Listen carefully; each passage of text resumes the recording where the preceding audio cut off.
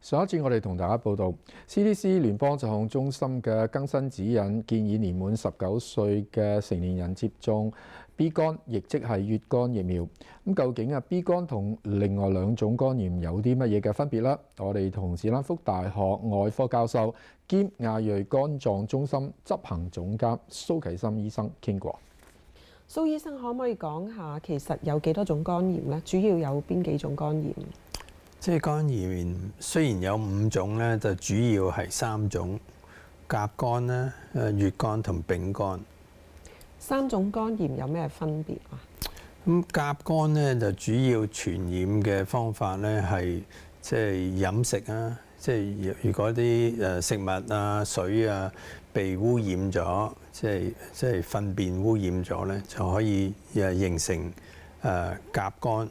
咁就乙肝同丙肝咧，都可以由血啊、母嬰啊同埋性交感染。乙肝同丙肝有咩分別啊？乙肝咧，多數啲人咧就即係尤其是即係中國人啊、亞太裔啊，好多時就一出世嗰陣時咧，以前就冇疫苗啦，出世冇打過疫苗，就因為媽媽係帶菌者。就出世嗰陣時，嗰啲菌就傳染咗個 BB。但係如果而家咧，啲 BB 一出世打咗疫苗咧，就可以即係防止佢傳預俾個細路哥。咁丙肝咧，主要傳預嘅方法咧，都係即係血，即係尤其是吸毒啦，即係唔安全嘅輸血啊。即係喺美國嚟講咧，主要好多人係有丙肝咧，都係因為吸毒。但係以前咧，如果你話喺中國啊、台灣啊出世啊，以前譬如做過手術輸過血咧，因為30年前度咧，啲人唔知道有個丙肝嘅。咁嗰陣時啲血冇檢查有冇丙肝，所以嗰陣時可以做手術。即係過程中咧，就患有丙肝。其實飲酒會唔會導致肝炎㗎？飲酒導致就唔係即係呢種肝炎。即係如果飲酒飲得好多咧，就損傷肝啦。咁但係即係同即係呢種肝炎係冇關嘅。病毒性肝炎係同飲酒冇關。我哋講翻B 型肝炎同 C 型肝炎啦，其實邊一種肝炎係會致命啲？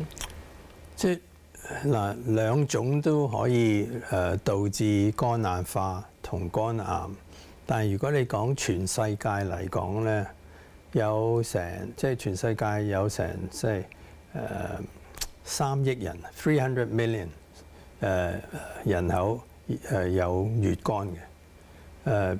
比較嚟講咧，就丙肝咧係6000萬，即係60 million。6000萬。所以即係乙肝係多過丙肝差唔多有5倍。咁兩樣都可以導致肝癌，但係即係世界上嚟講咧，大多數啲肝癌咧好多都係乙肝導致嘅，因為乙肝咧。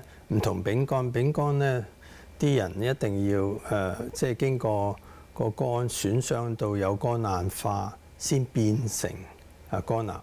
但係乙肝咧，有啲人咧唔會，即係雖然冇肝硬化都可以變成肝癌，所以我哋叫乙肝係咩一種無聲殺手。因為有啲人咧，但係好多人有乙肝、丙肝都唔知道自己被感染嘅。